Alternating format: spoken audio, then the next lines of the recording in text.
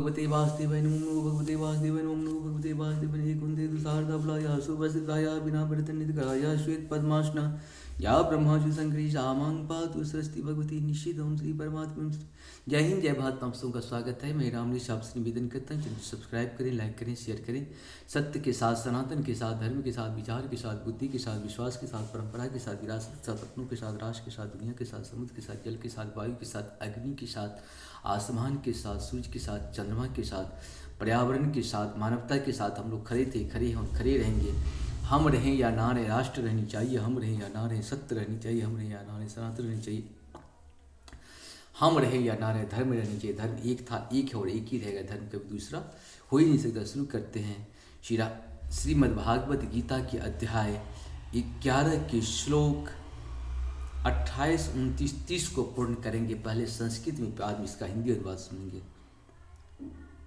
यथा नदीनां बहवो अम्बो वेगा समुद्रमेवाभिमुखा द्रवन्ति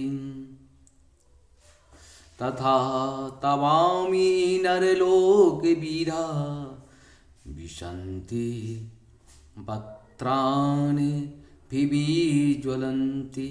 अर्थात जिस प्रकार नदियों की अनेक तरंगें समुद्र में प्रवेश करती हैं, उसी प्रकार ये समस्त महान योद्धा भी आपके प्रज्वलित मुखों में प्रवेश कर रहे हैं। यदा प्रोदीप्तं ज्वलनं पतंग विशन्ति नाशाय समृद्धवेगाः तथैव नाशाय विशन्ति लोका अस्त्वापि वक्त्राणि समृद्धवेगाः। अर्थात मैं समस्त लोगों को पूर्ण वेग से आपके मुख में उसी प्रकार प्रविष्ट होते देख रहा हूँ, जिस प्रकार पतंगे अपने विनाश के लिए प्रज्वलित अग्नि में कूद पड़ते हैं। लीलिह्यसे ग्रसमाणाः समन्ता लोकान् समग्रान्वदेर् ज्वले लब्धे तेजोभिरापूर्य जगत्य समग्रं भासस्तंभोगाग्रं प्रतपन्ति